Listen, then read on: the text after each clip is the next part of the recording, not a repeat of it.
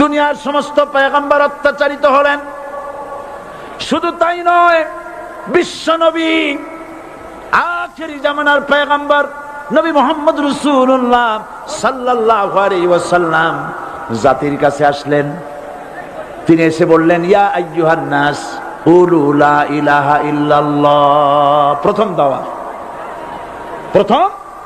দাওয়া শুনছেন কথা?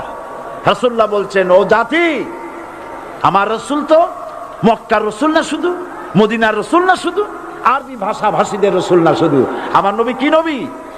চিল্লায় বলেন।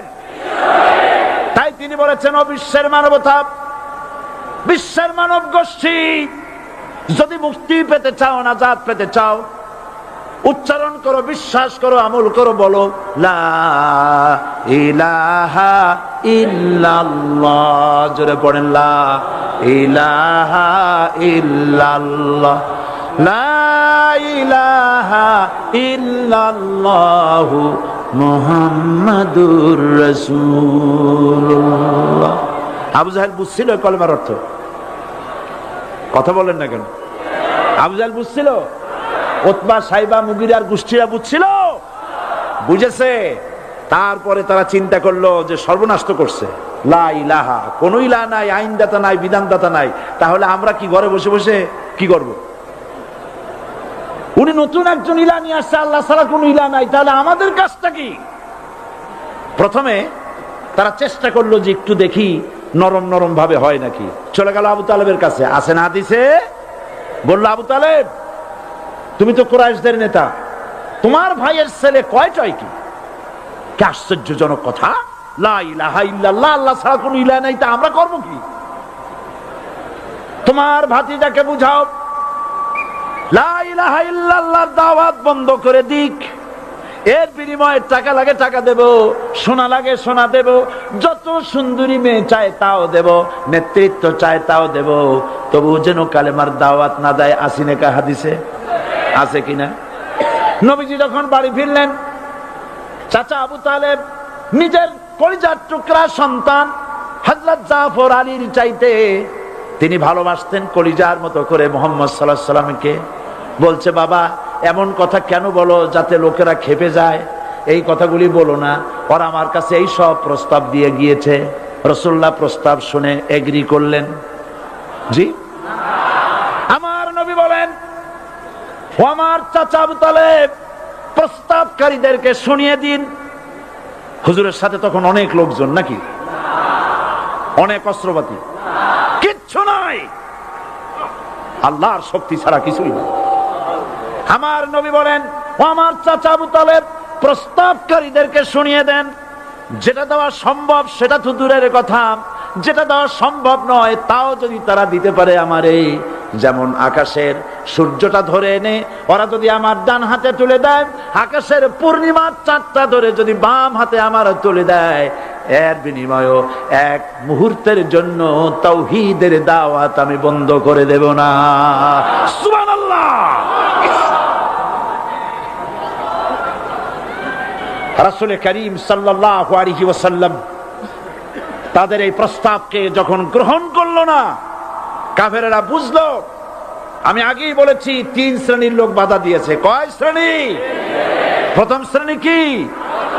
রাষ্ট্র শক্তি, তাদের হাতে অস্ত্রপাতি তো খুব শক্তি, আর তারা একবার ক্ষমতায় যায়, ওরা মনে করে এই ক্ষমতা থেকে আমাদেরকে কেউ নামাইতে পারবে না।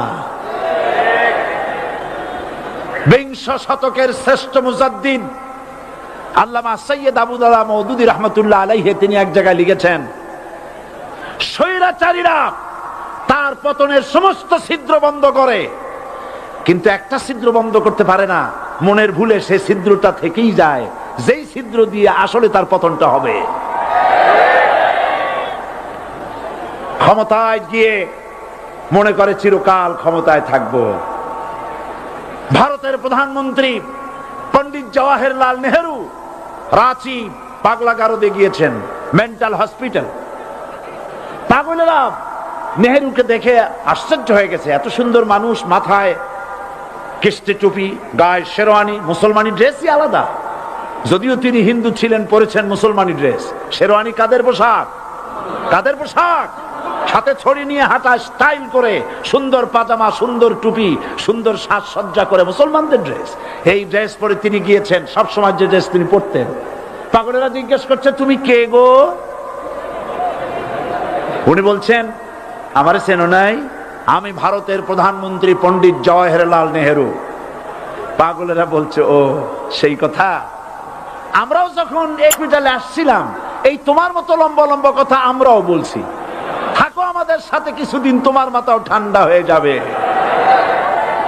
ক্ষমতায় যারা থাকে, ক্ষমতার মোহে চতুর্দিকে অন্ধকার দেখে, মনে করে আমার পতন আর হবে না। কিন্তু তোমাকে বুঝিবে যে গোকুলে বাড়ি শেষে। গাড়ির চাকা সব সময় উপরে থাকে না। গাড়ির চাকা সব সময় উপরে থাকলে গাড়ি তো চলবেই না। গাড়ির চাকা ঘোরে বলেই তো গাড়ি চলে। সুতরাং এই উপরে, তোমার চাকা উপরে এখন আছে বলে, তোমার দলের চাকা উপরে আছে বলে যারা মানুষের উপরে জুলুম করছো, আলেমদেরকে ধরতেছো, মুসল্লিদেরকে ধরে ধরে জেলে ঢুকাচ্ছ, সময় আসবে এমন ইন্দুরের গর্ত অপমানা পালাবার জন্য।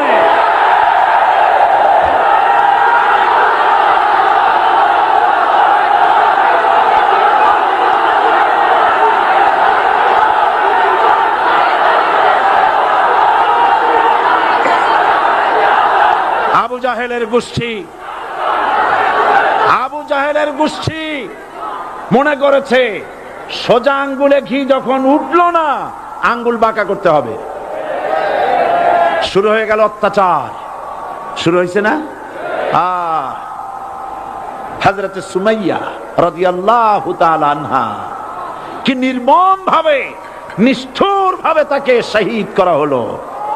খাব্বাব, হুবাইব, হযরত খাব্বাব রাদিয়াল্লাহু তাআলা আনহুকে দেখে হযরত ওমর একদিন বলছিলেন, খাব্বাব তোমার পিঠে এত গর্ত কেন?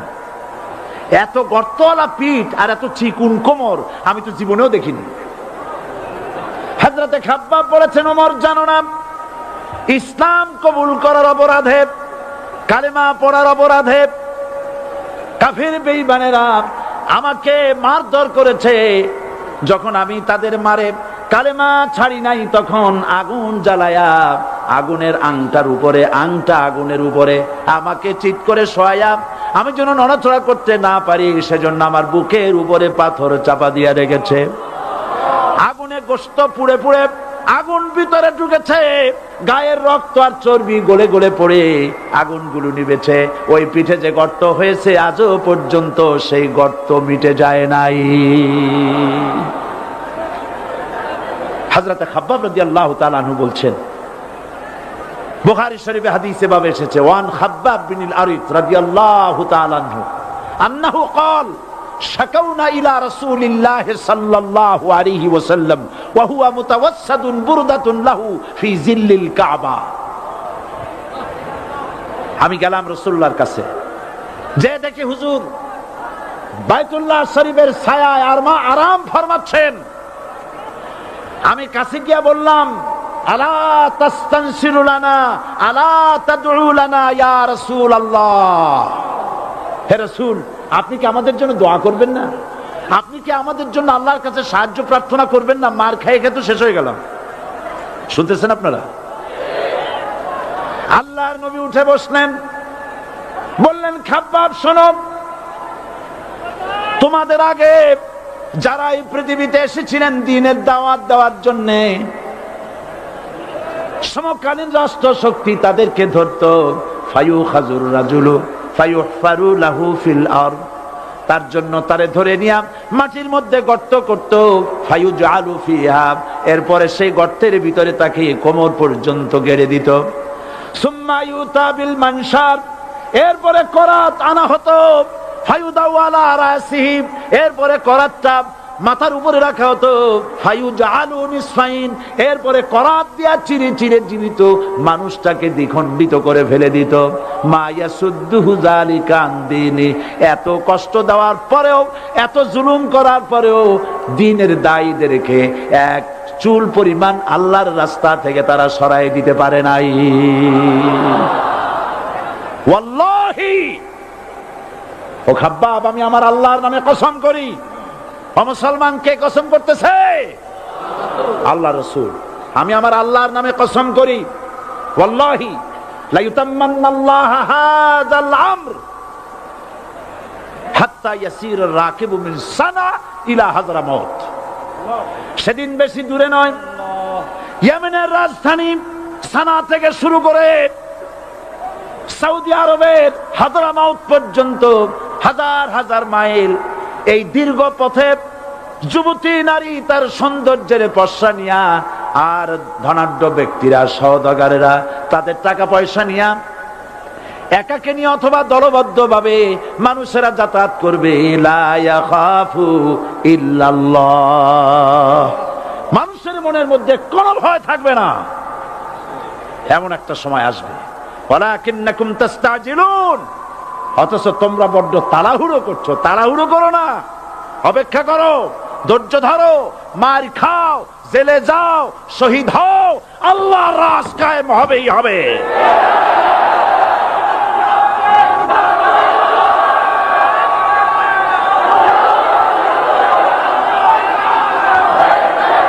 বিল্ডিং থেকে শিক্ষা গ্রহণ করুন। বিল্ডিং, ইমারত, দালান থেকে শিক্ষা গ্রহণ করুন। এই যেটা দালান আছে না পাশে, দেখতে পাচ্ছেন? এই দালান কি দিয়ে তৈরি করা হয়েছে বলেন? ইট। সমস্ত ইটেরা যদি ধর্মঘট করত, আমরা কেউ মাটির তলায় যাব না, কেউ আমরা আগুনে পুড়ে ঝামা হব না, পিক হব না, কেউ আমরা টুকরা টুকরা হব না, সবাই থাকবো উপরে উপরে, তাহলে কি দালান হইতো নাকি? এই বিল্ডিং নির্মাণ করতে গিয়া ইটের যে স্যাক্রিফাইস, হাজার হাজার ইটকে পিক হতে হয়েছে, পুড়ে যেতে হয়েছে, খোয়া হতে হয়েছে, ভেঙে টুকরা টুকরা হয়ে 50 ফিট মাটির নিচে যেতে হয়েছে। তারপরে ইমারত গঠন হয়েছে, সুন্দর দালান তৈরি হয়েছে। যারা ইসলামী শাসন চান, আল্লাহর দ্বীনকে বিজয়ী দেখতে চান, তাদেরকে অসংখ্য মানুষকে পোড়া ইটের মতো জেলখানায় পুড়ে পুড়ে মরতে হবে। অসংখ্য মানুষকে ফাঁসির কাস্তে ঝুলতে হবে, গায়ের রক্ত দিতে হবে, শহীদ হতে হবে, তারপরে ইসলামের ইমারতটা কায়েম হয়ে যাবে। শায়ের, কবি কি সুন্দর করে বলছেন, কবি সুন্দর করে বলছেন, ये शहादत गाहे उल्फत में कदम रखना, ये शहादत गाहे उल्फत में कदम रखना, लोग समझते हैं आसा है मुसलमान होना। মানুষেরা মনে করে মুসলমান হওয়া খুব সহজ জিনিস। না, মুসলমান হওয়ার অর্থ হলো শাহাদাতের ঈদগাহে শামিল হয়ে যাওয়া।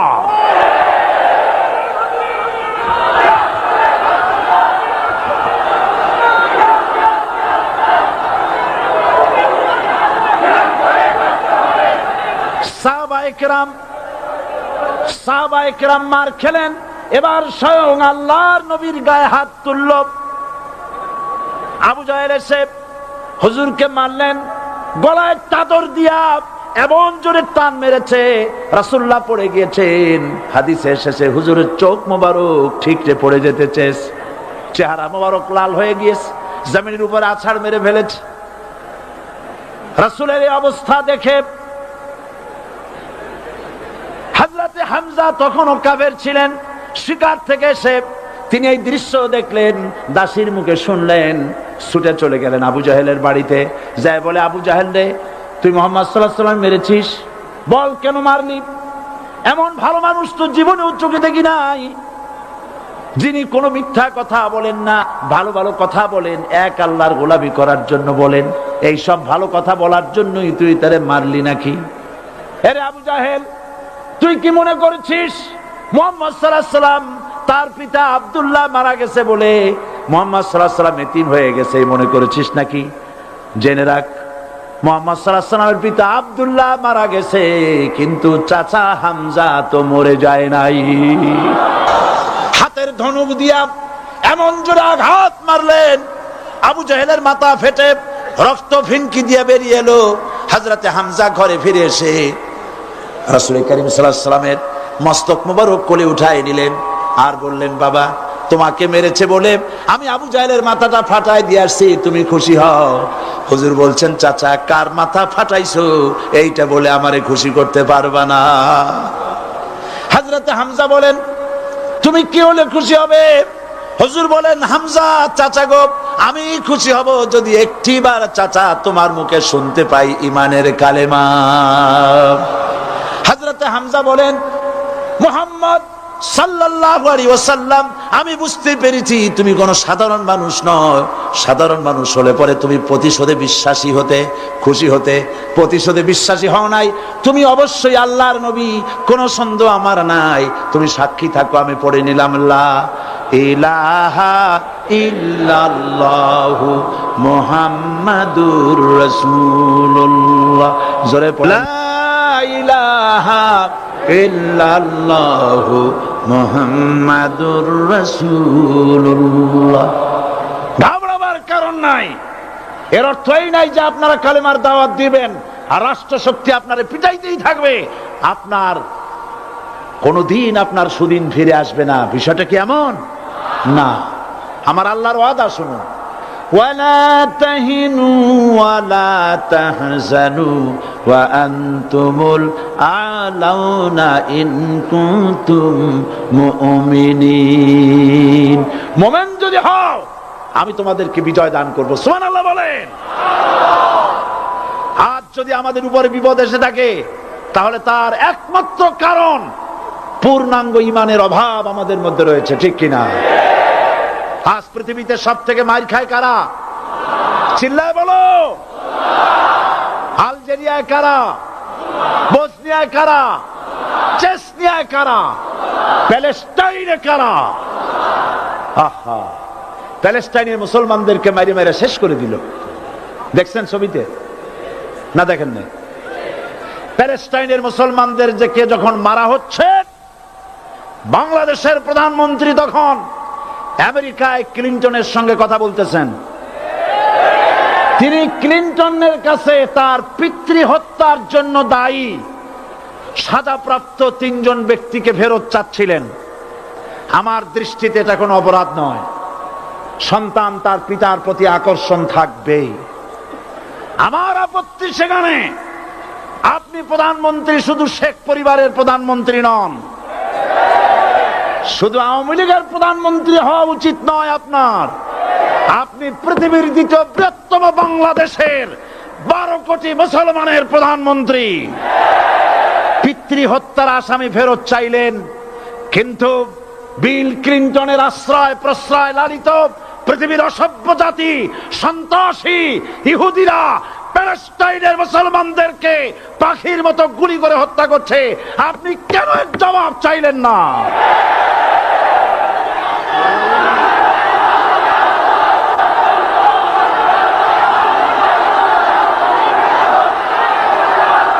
জবাব জবাব আপনি চাইতে পারবেন না, কারণ মুনাফিকদের সাহস হয় না, সাহস হয় মুমিন ব্যক্তি। বিল ক্লিনটনকে বলা দরকার ছিল, এই ইসরায়েলকে তোমরাই বসিয়েছো, মধ্যপ্রাচ্যের বিষ ফোড়ায় পরিণত করেছো তোমরা। তবে হ্যাঁ, যুরিবাত আলাইহিমুয যিল্লাতু ওয়াল মাসকানা ওয়া বাউ বিগাদাবিন মিনাল্লাহ। আল্লাহর গজব আসবে, ইহুদিরা পৃথিবী থেকে নিশ্চিহ্ন হবেই হবে ইনশাআল্লাহ। দেখেছেন তাকায়া প্যালেস্টাইনে ইসরায়েলিরা হেলিকপ্টার, গানশিপ, কামান, বোমা নিক্ষেপ করছে, আর প্যালেস্টাইনের শিশু কিশোর যুবকেরা ইহুদিদের নিক্ষিপ্ত বোমা আর কামানের মোকাবেলা করতেছে পাথর দিয়ে। আমি আমার অন্তরের অন্তঃস্থল থেকে ধন্যবাদ জানাই, মোবারকবাদ জানাই খালিদ বিন ওলীদের উত্তরসূরি, খাব্বাব খোবাইবের উত্তরসূরি প্যালেস্টাইনের ওই সব যুবকদেরকে যারা কাফের বেঈমান ইহুদিদের মোকাবেলা করতেছে ইট আর পাথর দিয়ে। আর আমি আমার অন্তরের অন্তঃস্থলের সমস্ত ঘৃণা দিয়ে আমি ধিক্কার জানাই পৃথিবীর মুসলিম শাসকদেরকে, যারা মুসলমানদের মার দেখে চুপ করে যারা বসে আছে।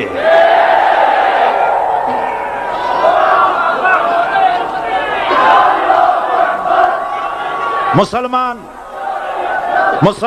যদি মুসলমানের মতো হয় 10 জন যথেষ্ট। কয়জন যথেষ্ট? কোথায় আছে কথা? আল্লাহ পাক কোরআন শরীফের মধ্যে বলেছেন, একজন যদি হও ইমানদার মুত্তাকি 10 জনের উপরে বিজয়ী হবে। 10 জন যদি হও 100-এর উপরে বিজয়ী হবে। 100 যদি হও 1000-এর উপরে বিজয়ী করব। জোরে বলেন সুবহানাল্লাহ। কবি বলতেছেন, ফিজায়ে বদরে পয়দা কুন ফেরেশতে তেরি নুসরত কো উতার সকতে গর্দু সে কতর আন্দর কতর আবি। বদরের মুসলমানদের মতো ঈমান আনো, তাহলে আকাশ থেকে কাতারে কাতারে ফেরেশতা নাজিল করে দিয়ে আল্লাহ পাক তোমাদেরকে সাহায্য করবেন। সুবহানাল্লাহ। সে আল্লাহ আছে না নাই? জোরে বলেন, আছে না নাই?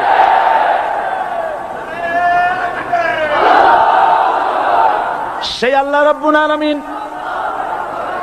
কোরআনে কারীমের ভিতরে আয়াতুল কুরসির মধ্যে বলে দিয়েছেন, আল্লাহু লা ইলাহা ইল্লা হুয়াল হাইয়ুল কাইয়্যুম। প্রাণ খুলে সবাই পড়েন, বসা মানুষ দাঁড়ানো মানুষ। আল্লাহু লা ইলাহা ইল্লা হুয়াল হাইয়ুল কাইয়্যুম। আল্লাহ রাব্বুল আলামিন, তিনি ছাড়া কোনো ইলাহ নাই, তিনি সার্বভৌমত্বের মালিক কেউ নাই আল্লাহ ছাড়া। এই কথা মানুষকে ঘোষণা করতে হবে। বাধা, এই কথা বললেই বাধা দেবে কয় শ্রেণীর লোক? 3 শ্রেণী। প্রথম শ্রেণী হচ্ছে কে? রাষ্ট্রশক্তি। আজও তারা বাধা দিচ্ছে। আল্লাহর আইন দিয়ে দেশ চালাও, তারা তাদের মন মর্জি মোতাবেক আইন দিয়ে দেশ চালাবে। আল্লাহ পাক বলছেন, আলা আলাহুল খালকু ওয়াল আমরু। সৃষ্টি যার, আইন চলবে তার। কারো বাবার আইন চলতে পারে না, নিজেদের তৈরি করা আইন চলবে না। ইনিল হুকমু ইল্লা লিল্লাহ। একমাত্র আইন চলবে কার? এই আইন রাসূল করিম সাল্লাল্লাহু আলাইহি ওয়াসাল্লাম মদিনায় কোরআন দিয়ে প্রতিষ্ঠিত করেছিলেন। আল্লাহর বিধান, আল্লাহর সার্বভৌমত্ব কায়েম করেছিলেন। কোরআন সংবিধান হলো, চুরি বন্ধ হলো, ডাকাতি বন্ধ হলো, জেনা বন্ধ হলো, হত্যা বন্ধ হলো, ধর্ষণ বন্ধ হলো, সব কিছু বন্ধ হয়ে গিয়ে মুসলমানেরা শান্তি লাভ করলো, পৃথিবীর মানুষ শান্তি লাভ করলো। সুবহানাল্লাহ বিহামদিহি। আজ মুসলমানেরা শত্রু চেনে না, বন্ধু চেনে না। বন্ধুকে বানায়েছে শত্রু, শত্রুকে বানায়েছে বন্ধু। কে বন্ধু কে শত্রু চিনাই দিবেন কে? আল্লাহ। বলেন, কে দিবেন? আল্লাহ রাব্বুল আলামিন কোরআনে কারীমের মধ্যে পরিষ্কার করে বলেছেন, লাতাজিদান্না আশাদ্দান নাসি আদাওয়াতান লিল্লাযীনা আমানুল ইয়াহুদা ওয়াল্লাযীনা আশরাকু। আল্লাহ পাক বলছেন, হে রাসূল, মানুষের ভিতরে 2টা শ্রেণী মুমিনদের জন্য সব থেকে জঘন্য দুশমন। কয়টা শ্রেণী? 2টা। একটা হলো ইহুদ, আর একটা হলো মুশরিক। একটা হলো ইহুদি, আর একটা হলো মুশরিক। এটা হলো তোমাদের দুশমন। আর আজ আমাদের দেশে, পৃথিবীর বিভিন্ন দেশে মুসলমানেরা মুশরিকদের সঙ্গে সম্প্রীতি বাড়াচ্ছে, মুসলমানদের সাথে শত্রুতা বাড়াচ্ছে। আজ আমার দেশে পূজা পার্বণে বাধা নাই। পূজা পার্বণে বাধা আছে? পূজা পার্বণে বাধা নাই। বাধা কোথায়? কোরআন শরীফের তাফসীর মাহফিলে। কোরআনের তাফসীরের মাহফিলে বাধা দেওয়া হচ্ছে। গান বাজনায় 144 ধারা নাই, কিন্তু কোরআন শরীফের মাহফিলে 144 ধারা দেওয়া হচ্ছে। যারা দিচ্ছে তারা আবার ওমরাও করে, হজও করে। ওরা আমাদের বলে আমরা নাকি ধর্মের নামে রাজনীতি করি। বলে না, আমরা নাকি ধর্মের নামে রাজনীতি করি। আমি বলি, ধর্মের নামে আমরা রাজনীতি করি না, আমরা ধর্মীয় রাজনীতি করি। কথাটা বুঝে আসছে কিনা? ধর্মের নামে রাজনীতি তো সেই ব্যক্তি করে 1996 সনের নির্বাচনের আগে যিনি মাথায় পট্টি বেঁধেছিলেন, যিনি শপথ গ্রহণের সময় হাতে তসবিহ পড়েছিলেন। ধর্মের নামে রাজনীতি তিনি করেছেন। আজ আজ অনেকগুলি ডিগ্রি পেয়েছেন, তিনি অনেকগুলি ডিগ্রি পেয়েছেন। কয়টা? মুখস্থ হয়ে গেছে আপনাদের। শকুনেরা, শকুন যদি গরুর গোশত কিনে খাওয়া লাগতো, 80 টাকা কেজি দরে শকুনে এত গোশত কিনে খাইতে পারতো না। লেখাপড়া করে যদি ডিগ্রি নেওয়া লাগতো, এত ডিগ্রি কপালে জুটতো না। পয়সা দিয়া ম্যানেজ করা ডিগ্রি, কিন্তু 9টা নিলে কি হবে? আসল ডিগ্রিটা এখনো বাকি আছে। আসল ডিগ্রি কোনটা? নির্বাচনের আগে পট্টি বেঁধে তসবিহ নিয়ে গোটা জাতিকে যে সফলভাবে প্রতারণা করতে আপনি পেরেছিলেন মহা প্রতারক হিসেবে, সেই ডিগ্রি আগামী নির্বাচনের মোক্ষম সময় জনগণ আপনার গলায় পরায় দেবে।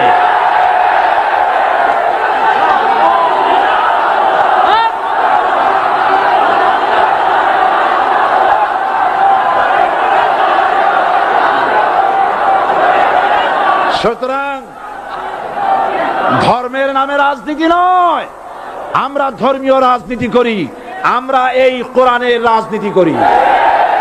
এই কোরআন নিয়ে বাঁচতে চাই, এই কোরআন নিয়ে মরতে চাই। এই কোরআন থেকে আমাদেরকে বিচ্ছিন্ন করতে চায় কাফের, বেঈমান, মুশরিকেরা। ও আমার জাতি, কোরআন থেকে যারা বিচ্ছিন্ন করতে চায়, তোমরা কি তাদের বিরুদ্ধে জিহাদের জন্য প্রস্তুত থাকবে?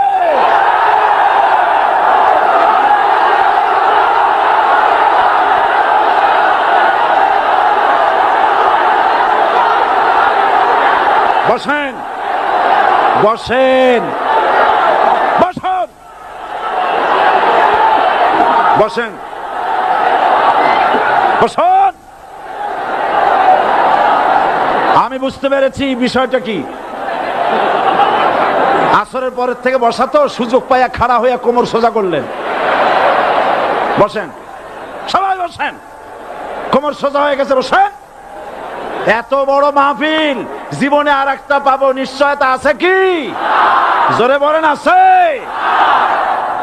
আজ আমাকে কথা বলতেই হবে ইনশাআল্লাহ, কারণ আগামীতে আবার আপনাদের সাথে দেখা হবে কিনা আমি জানি না। কথা বলতেই হবে। বসেন, কেউ দাঁড়িয়ে থাকবেন না। আমি দেখতে পাচ্ছি বাংলাদেশের ভাগ্য আকাশে উত্তর গগনে কালো মেঘ জমা হয়েছে, ঝড়ের পূর্বাভাস লক্ষ্য করছি। যদি মোকাবেলা করতে না পারেন সক্ষম ভাবে, এমন অন্ধকার গাঢ় কালো অমাবস্যার রাত আসতে পারে যার সুবে সাদেক হওয়া অসম্ভব। সুতরাং আপনারা কি কাপুরুষের মতো কাফের মুশরিকদের গোলামি করে মরতে চান? বিড়ালের মতো 500 বছর বেঁচে থাকার কোনো লাভ নাই। সিংহের মতো 1 ঘন্টা বাঁচতে চাই। আমাদেরকে বলা হয় সাম্প্রদায়িক উস্কানিমূলক কথা নাকি আমি বলি। পত্রপত্রিকা দিছে না তারা? সাম্প্রদায়িক উস্কানি কথা, সাম্প্রদায়িক উস্কানিমূলক কথা বলি। সেই জন্যই বোধহয় শত শত মুসলিম আমাদের কাছে এসে মুসলমান হয়। মানুষে আর বোকা বানানো যাবে না। যাবে কি? আর বোকা বানানো যাবে? তারপর বলছে কি? এরপরে বলছে, আমাকে বলছে রাজাকার। শুনে রাখো চট্টগ্রামের লক্ষ লক্ষ জনতা, পার্লামেন্টে যখন আমাকে এই কথা বলা হয়েছিল, আমার পার্লামেন্টের কলিগ জাফরুল্লাহ চৌধুরী সাহেব বসে আছেন এখানে। হ্যাঁ, জাফরুল ইসলাম চৌধুরী বসে আছেন পাশে। প্রধানমন্ত্রী সুদ্ধা, অন্তত 3 শতাধিক পার্লামেন্টের সম্মানিত সদস্যরা সেদিন বসা। 1997 সনের বাজেট বক্তৃতা যখন আমি করতেছিলাম, ডক্টর কুদরতে খোদা, নাম রাখছে কুদরতে খোদা, আসলে গজবে খোদা। এই লোকটি নাস্তিক, ইসলামের চূড়ান্ত দুশমন। তার প্রণীত শিক্ষা ব্যবস্থার যখন সমালোচনা করছিলাম, ট্রেজারি বেঞ্চ থেকে আমাকে বলা হলো রাজাকার। আমি আমার সমস্ত শক্তি একত্রিত করে বলেছিলাম, শুধুমাত্র হিন্দুস্তানের রাজাকারেরাই আমাকে রাজাকার বলতে পারে। আমি বলেছিলাম 1973 সন পর্যন্ত আমি বাংলাদেশের কোন রাজনৈতিক দলের নেতা এবং কর্মী ছিলাম না। আমি রাজাকার নই। আমাকে রাজাকার বলে যদি তাকেও প্রমাণ করতে না পারে 10 কোটি টাকার মানহানি মামলা দায়ের করব। আমার এই বক্তব্য সারা দুনিয়া শুনেছে। পার্লামেন্টে আমার এই বক্তব্য রেকর্ড হয়ে আছে। সেদিন 3 শতাধিক পার্লামেন্ট মেম্বারের কেউ আমার চ্যালেঞ্জ গ্রহণ করেন নাই। যে কোনো ব্যক্তি পার্লামেন্টে গিয়ে আমার বক্তৃতা দেখে আসতে পারেন। এরপরে 1997 সনের 7ই অক্টোবর দৈনিক জনকণ্ঠ পত্রিকা যখন আমার বিরুদ্ধে লিখলো, সেই পত্রিকায় সাইদির ওপেন চ্যালেঞ্জ 8ম পাতা 1997 7ই অক্টোবর, এত বড় 2 কলামে হেডিং। সেখানে আমি বলেছি, বাংলাদেশের সকল সাংবাদিক, গোয়েন্দা বিভাগ, বাংলাদেশের সকল বুদ্ধিজীবীকে আমি আমার পিরোজপুরে আমন্ত্রণ করছি। আমার উপস্থিতিতে যদি কেউ প্রমাণ করতে পারে বাংলাদেশের স্বাধীনতা যুদ্ধের বিরুদ্ধে আমার কোনো ভূমিকা ছিল, সজ্ঞানে স্বেচ্ছায় জাতীয় সংসদের সদস্য পদ থেকে পদত্যাগ করব। 3 বছর পার হয়ে গেছে, আজ পর্যন্ত কেউ এই চ্যালেঞ্জের মোকাবেলা করে নাই। সুতরাং আমাকে যারা রাজাকার বলবে তারা পিতৃ পরিচয়হীন অবৈধ সন্তান। 1971 সনের, শোনো মুসলমানেরা, 1971 সনের কোন কাদা সাইদির গায়ে লাগে নাই। আমাকে রাজাকার বলে জনগণ থেকে বিচ্ছিন্ন করবা, জনগণ থেকে আমারে বিচ্ছিন্ন করা যাবে না। কারণ এই জনগণ আমার জন্য আসে না, এই জনগণ আসে আল্লাহর কোরআনের জন্য।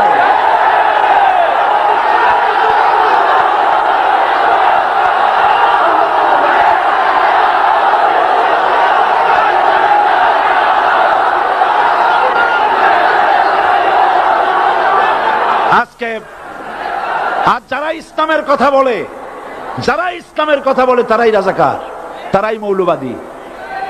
মৌলবাদী বললে আমরা অসন্তুষ্ট হই না, কারণ মৌলবাদী শব্দটা আসছে মূল থেকে। মৌল শব্দ এসেছে মূল থেকে। মূলবাদী তার মানে যারা মূলে আছে। মূল হলো কোরআন, মূল হলো হাদিস, মূল হলেন আল্লাহ, মূল হলেন আল্লাহ রসুল। আমরা আছি মূলে। এখন বলেন তো মূলের শক্তি বেশি না আগার শক্তি বেশি? আমাদের যারা মৌলবাদী বলে ওরা হলো আগাবাদী। মূলে আছে কত কোটি? 12 কোটি। মূলে আছে কত কোটি?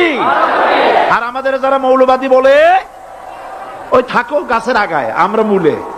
লাভালাভি বেশি করবা না, 12 কোটিতে গাছের গোড়া আসতে নানা দেবে, মামু বাড়ি দিল্লি গিয়ে পড়বা, বাংলার জমিনে জায়গা হবে না। এ কথা বিশ্বাস করো। বাংলাদেশের মুসলমানদের শরীরে 1 বিন্দু রক্ত থাকতে শয়তানের তৈরি করা ধর্ম নিরপেক্ষ মতবাদ বাংলার জমিনে কায়েম হতে দেওয়া হবে না, হবে না।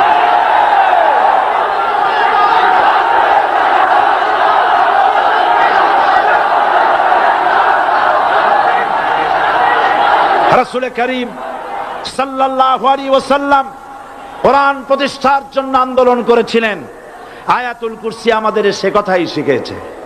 আল্লাহ রাব্বুল আলামিন বলেন, আল্লাহু লা ইলাহা ইল্লা হুয়াল হাইয়ুল কাইয়্যুম। প্রাণ খুলে পড়েন, আল্লাহু লা ইলাহা ইল্লা হুয়াল হাইয়ুল কাইয়্যুম। আল্লাহ হচ্ছেন তিনি যিনি ছাড়া কোনো ইলাহ নাই, আইনদাতা নাই, বিধানদাতা নাই। আমরা মানুষের তৈরি করা আইন মানি না। 12 কোটি মুসলমানের দেশে আইন তৈরি করবে মানুষ, আমরা মানব না। পার্লামেন্টে তৈরি হতে হবে কোরআন দিয়ে, পার্লামেন্টে আইন তৈরি হতে হবে কোরআন দিয়ে।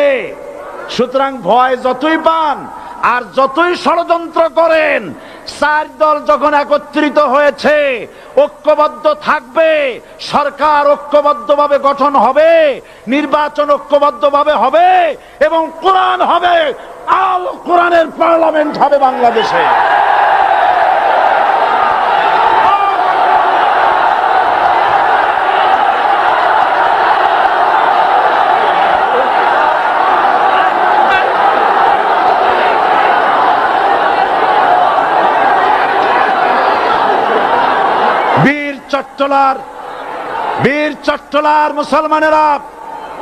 বীর চট্টলার মুসলমানেরা স্বাধীনতার ঘোষণা, এই চট্টগ্রাম থেকে স্বাধীনতার মহান ঘোষক প্রেসিডেন্ট জিয়াউর রহমান সাহেব দিয়েছিলেন।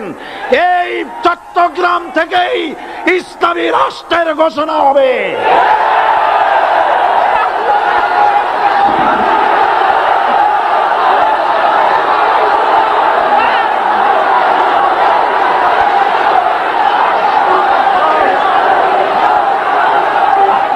আমি আশাবাদী আপনারা অবশ্যই তা পারবেন। আমি 100% বিশ্বাস করি ইনশাআল্লাহ। কারণ যে ষড়যন্ত্রের মোকাবেলা করে স্থানীয় রাজনৈতিক দলের নেতৃবৃন্দ কোরআনের মাহফিল সিনায় এনেছেন, আমি প্রথম দিনেই বলেছি চট্টগ্রাম তাফসিরুল কোরআন মাহফিল কোন রাজনৈতিক দলের প্রতিনিধিত্ব করে না। এটা কোন জামাত শিবিরের একক সম্পদ নয়, এটা চট্টগ্রামের মুসলমানদের কলিজার টুকরা তাফসিরের মাহফিল। সুতরাং এই মাহফিল চট্টগ্রামে থাকবে ইনশাআল্লাহ কিয়ামত পর্যন্ত। 144 ধারা 288 হয়ে গেছে, ষড়যন্ত্র পায় পায় চলে গেছে। আমি ওই সব ছেলেদের বলি, সরকারি দলের ছাত্র হইয়া মুসলমানদের বিপক্ষে যাইও না। এদেশের ভাগ হয়ে গেছে দুটো শিবির, বোঝাই যাচ্ছে। একদিকে ভারতের পা চাটা গোলাম নাস্তিক মোরতাদ শ্রেণীর বুদ্ধিজীবী এবং তাদের মদতপুষ্ট সরকার, আর একদিকে ইসলামী শক্তি, ইসলামী দল আর দেশ প্রেমিক জাতীয়তাবাদী শক্তি। একদিকে হিমালয় পাহাড় আর একদিকে সূচ ইঁদুর। আল্লাহ বিজয় দেবে মুসলমানদের। কাদের বিজয় হবে? বাংলাদেশে কোরআনের রাজ কায়েম হোক, তাকে আপনারা চান? কারা কারা চান দুহাত উঁচু করে দেখান। দাঁড়াবেন না।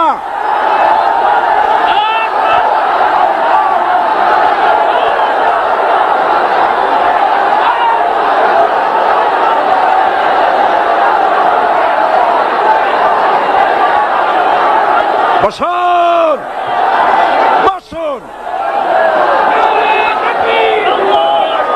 আবার বসুন। জোরে সরে জিকির করেন লা ইলাহা ইল্লাল্লাহ, আরো জোরে লা ইলাহা ইল্লাল্লাহ, লা ইলাহা ইল্লাল্লাহ,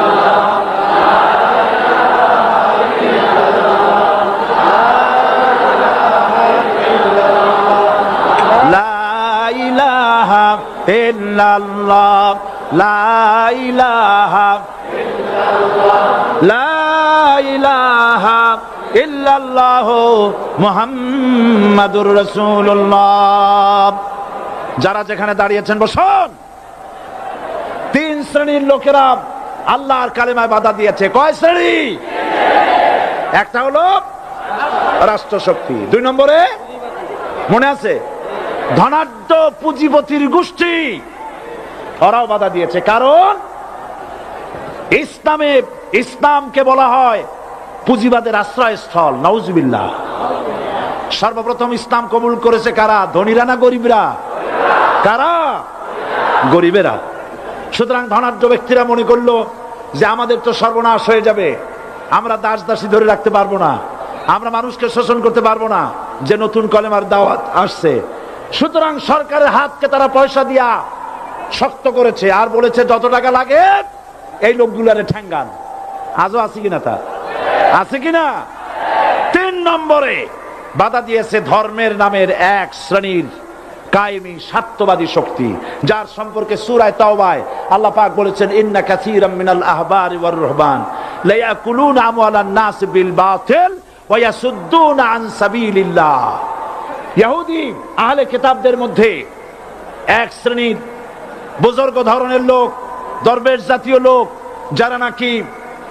যারা নাকি মানুষের সম্পদকে বাতিল পন্থায় ভক্ষণ করে, ওয়াসুদ্দুনা আন সাবিলিল্লাহ, এবং আল্লাহর রাস্তায় চলার জন্য মানুষকে বাধা প্রদান করে। এত বড় বিশাল মাহফিলে আপনি দাঁড়ায়া কোন মানুষকে কষ্ট দিবেন না, জায়েজ নাই। মুসলমানদেরকে কষ্ট দেওয়া কবিরা গুনাহ। বুঝতে পেরেছেন? যে যেখানে দাঁড়িয়েছে আপনারা বসা মানুষেরা তাদেরকে বসায় দেন। সুতরাং এই কালেমার দাওয়াত যখন হযরতে মুসা আলাইহিস সালাম দিলেন, ফেরাউন বলল আমি তো জানি না যে আমি ছাড়া আরো কোন ইলাহ আছে, আইনদাতা তো আমি, তুমি নতুন কোথা থেকে আইনদাতা নিয়ে আসছো?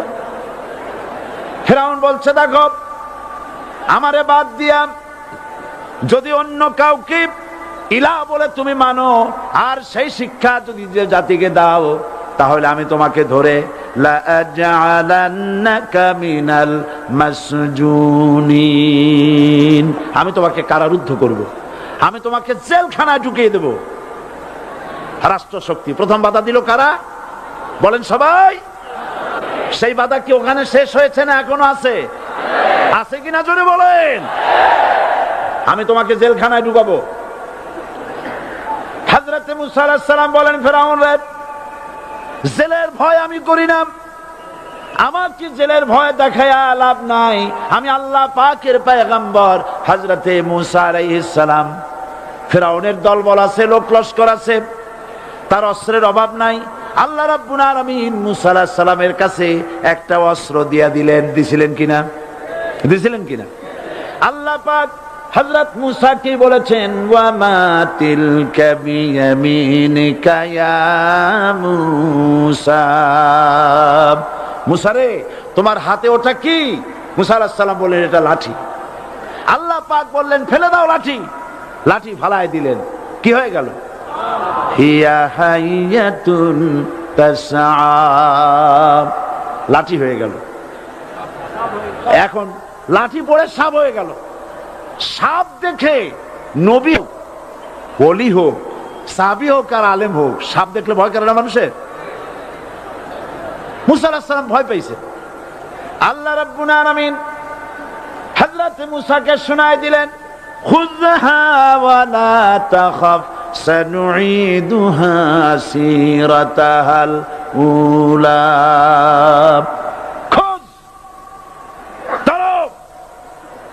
লা তাখাফ, ভয় পেও না।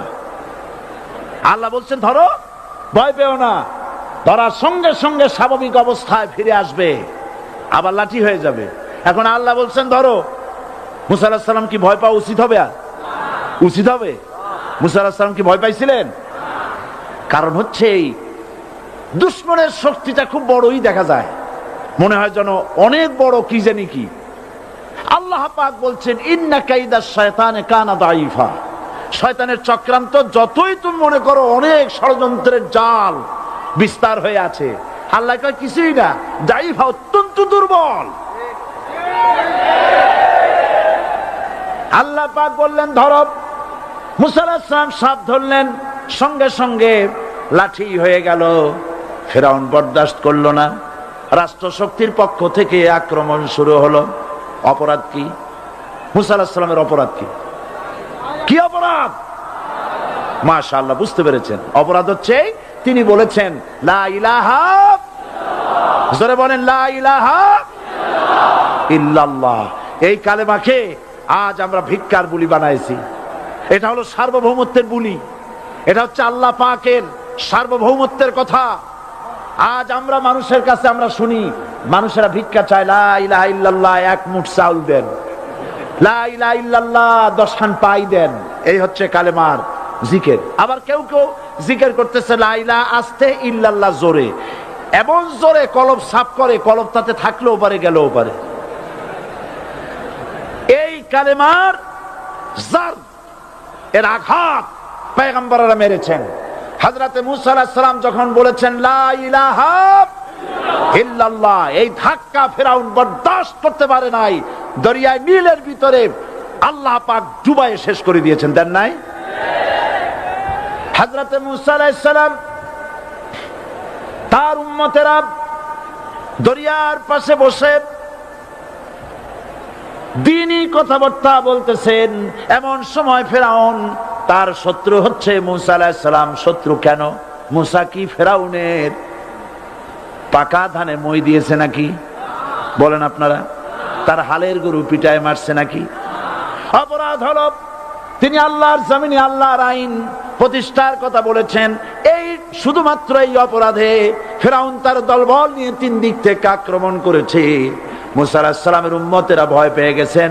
তারা বলছেন ইন্না লামুদরাকুন, আমরা পাকড়াও হয়ে গেছি। 3 দিকে সারাশি আক্রমণ, 3 দিকে শত্রু, একদিকে দরিয়া, পালাবার রাস্তা আছে?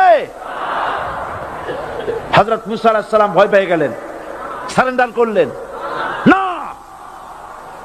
হযরত মূসা আলাইহিস সালাম বললেন কাল্লা, কখনো নয়, ভয় পাওয়ার কোনো কারণ নাই। রব্বি সায়াহদিন, অবশ্যই আমার রব আমার জন্য রাস্তা করে দিবেন। ভয় পাইও না, আমার রব রাস্তা করে দিবেন। আল্লাহ রাব্বুল আলামিন হযরত মূসা আলাইহিস সালামকে অর্ডার করলেন, হাতের লাঠি দিয়া দরিয়ার উপরে আঘাত করো। হযরত মূসা আলাইহিস সালাম দরিয়ার উপরে আঘাত করলেন। রাস্তা ছিল দরকার একটার, এক বাড়িতে আল্লাহর হুকুমে লাঠি দিয়ে একটি আঘাত করার সঙ্গে সঙ্গে হযরত মূসার তার সঙ্গী সাথী দরিয়া পার হওয়ার জন্য দরিয়ার মধ্য দিয়ে আল্লাহ 12টা রাস্তা পয়দা করে দিলেন। সে আল্লাহ আছে না নাই? এত আসতে বলেন কেন? ভয় পাওয়ার কারণ আছে? রাষ্ট্র শক্তি বাধা দিয়েছে সমস্ত নবীদেরকে। কেন? নবীদের চরিত্র খারাপ? জোরে বলেন, নবীদের চরিত্র খারাপ? নবীদের চাইতে মাসুম, বেগুনাহ, উন্নত চরিত্রের মানুষ আল্লাহর আকাশের নিচের জমিনের উপরে আর হয় নাই। তোমরা যে সামনে তাদের পিছনে দৌড়াও, অমুকের সৈনিক, নেতা নেতা করে মরো, এইসব নেতা যাদের পিছনে দৌড়াও, এই নেতাগুলি, আমি জিজ্ঞেস করি আপনাদেরকে, এই নেতাগুলি জীবনে একবারও জেনা করে নাই? এ ব্যাপারে অনুসারীরা আপনারা কি নিশ্চিত? মিথ্যা কথা জীবনেও কয় নাই, প্রতারণা করে নাই, ঠাট্টা করে নাই, বিদ্রুপ করে নাই, মদ খায় নাই, মানুষ হত্যা করে নাই। কিসের নেতা? নেতা হচ্ছেন সেই ব্যক্তি যিনি বলেছেন, ও আমার স্ত্রীরা, ও আমার সাহাবীরা, রাতের আধারে আমার মধ্যে যা আচরণ দেখতে পাও, দিনের আলোতে আমার মধ্যে যা দেখতে পাও, সবগুলি খুলে খুলে মানুষের কাছে বলে দাও। তার নাম বিশ্বনবী মুহাম্মদ রাসূলুল্লাহ সাল্লাল্লাহু আলাইহি ওয়াসাল্লাম।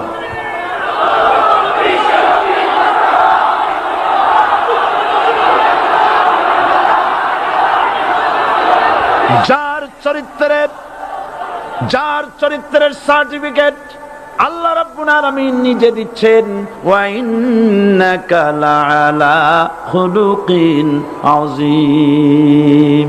নবী হে, উন্নত চরিত্রের উপরে আপনি প্রতিষ্ঠিত। সুবহানাল্লাহ। কে সার্টিফিকেট দিচ্ছেন? আযীম, আযীম। আরবিতে চওড়াকে বলা হয় আরিদ, গভীরতাকে বলা হয় আমিক। কত প্রশস্ত, যা মাপার কোনো ফিতা নাই, কত গভীর, যা মাপার কোনো যন্ত্র নাই, এইটাকে আরবিতে বলা হয় আজিম। সুবহানাল্লাহ বলতে ইচ্ছে করে না? ও নবী, তোমার চরিত্র এমন যা মাপার মতো যন্ত্র পৃথিবীতে নাই। এই সার্টিফিকেট দিলেন কে? সমস্ত নবীরাই চরিত্রবান, নবীরা মাসুম, বেগুনাহ। সুবহানাল্লাহ বিহামদিহি। সেই নবীরা মার খান নাই? খেয়েছেন কিনা বলেন? কারা মেরেছে? রাষ্ট্র শক্তি। কারণ মেরেছে, কারণ নবীরা বলেছেন লা ইলাহা ইল্লাল্লাহ। পড়েন সবাই লা ইলাহা ইল্লাল্লাহ। আপনিও যদি নবীদের মতো সাহাবীদের মতো বুঝা এই কলেমার দাওয়াত দেন, বাধা আসবেই।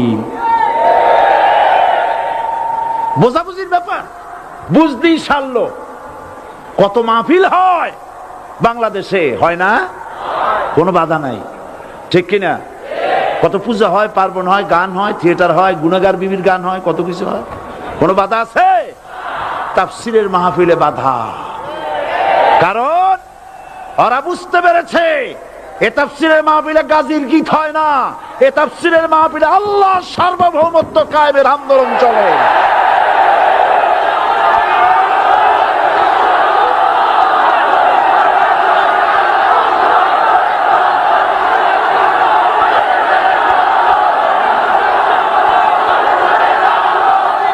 এবার দেখুন, এবার কলেমা বোঝেন, কালেমা বুঝুন। বঙ্গভবনের সামনে দাঁড়াইয়া, গণভবনের সামনে দাঁড়িয়ে আপনি যদি কালেমার জিকির করতে থাকেন লা ইলাহা ইল্লাল্লাহ, লা ইলাহা ইল্লাল্লাহ, লা ইলাহা ইল্লাল্লাহ, লা ইলাহা ইল্লাল্লাহ, 2-1 ঘন্টা, 2-4 ঘন্টা, দেখবেন অফিসাররা এসে বলবে না জানি কোন খাজা বাবা আসছে, আসেন আসেন, নিয়ে খাইতে দেবে, হাদিয়া দেবে। যেহেতু যিনি পড়তেছেন উনি বোঝেন না কি বলতেছেন, আর যারা দাওয়াত দিয়ে নিয়ে গেল ওরা টের পাই নাই যে কি শুনে দাওয়াত দিতেছে। কিন্তু আপনি যদি বঙ্গভবন, গণভবন, সেক্রেটারিয়েট আর পার্লামেন্ট এর ভিতরে ঢুকে যদি বলেন কোন মানুষের তৈরি করা আইন মানি না, কোন সরকারের সার্বভৌমত্ব স্বীকার করি না, কারো বিধান মানি না, কারো তৈরি করা আইনের সামনে মাথা নত করি না, আল্লাহ ছাড়া কারো বিধান মানি না, হাদিয়া আসবে, খাইতে দেবে, পকেটে টাকা দেবে, খাওয়াবে এক জায়গায় নিয়ে। কোন জায়গায়? লাল দালানে। বোঝাবুঝি পয়গম্বরেরা দাওয়াত দিয়েছেন আয়াতুল কুরসি ফরজ নামাজ পড়িয়া। দেখছি অনেকেই জামার বুতাম টুতাম খুলিয়া তারপরে জোরে একটা ফু দেয়। অসুবিধা নাই, ফু আপনি দেন, কিন্তু কি পড়ে ফু দিচ্ছেন আপনি কি বুঝছেন কিছু? সুবহানাল্লাহ। বুঝলি কি এই চেহারা হয়? এতগুলো মানুষ লাগে নাকি বিপ্লব করতে, কালেমার রস কায়েম করতে? 313 জন মুসলমান যথেষ্ট পৃথিবীতে।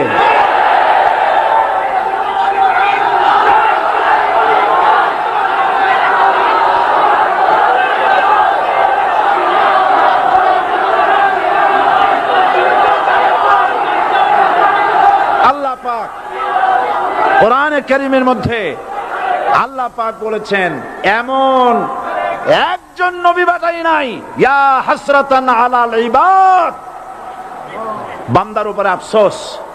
আহারে, কে বলতেছেন? আমার আল্লাহ। বলেন আমার আল্লাহ। তিনি আফসোস করছেন, আফসোস। একজন পয়গম্বর এমন পাঠাইলাম না, একজন রাসূল পাঠাইলাম না যার সাথে এরা ঠাট্টা করে নাই, বিদ্রুপ করে নাই, পাগল বলে নাই, মারে নাই। আহা, অপরাধ কি? আল্লাহর সার্বভৌমত্ব প্রতিষ্ঠার অপরাধ। হযরত ইব্রাহিম আলাইহিস সালাম তিনি যখন এই কালেমার দাওয়াত দিয়েছেন নমরুদের বিরুদ্ধে, নমরুদ বলেছে মান আসাদ্দু মিন্না কুওয়া, আমার চাইতে শক্তিশালী আর কে আছে? আনা রব্বুকুমুল আলা, আমি তোমাদের বড় প্রভু। নাউজুবিল্লাহ। কই থেকে একটা তুমি বলছো লা ইলাহা ইল্লাল্লাহ, আমি তো ইলাহ। হযরত ইব্রাহিম আলাইহিস সালামকে কালেমার দাওয়াত পেশ করার অপরাধে অগ্নিকুণ্ডের ভিতরে ফালাবার ব্যবস্থা হয়ে গেছে। আল্লাহ পাক সব ঘটনা কোরআনে বলে দিয়েছেন কিনা বলেন? কেন বললেন এই সমস্ত কথা? এই জন্য বলেছেন ফেরাউন মরে যাবে, নমরুদ মরে যাবে, কিন্তু তাদের প্রেতাত্মারা যুগে যুগে তারা বেঁচে থাকবে। আগুনের ভিতরে ফালাবার ব্যবস্থা হয়েছে, আল্লাহ পাক বলে দিয়েছেন, আমার রাস্তায় যদি চেষ্টা করো, জিহাদ করো, আমার সাহায্য তোমরা পাবে। ওয়া কানা হাক্কান আলাইনা নাসরুল মুমিনিন, মুমিনদেরকে সাহায্য করা।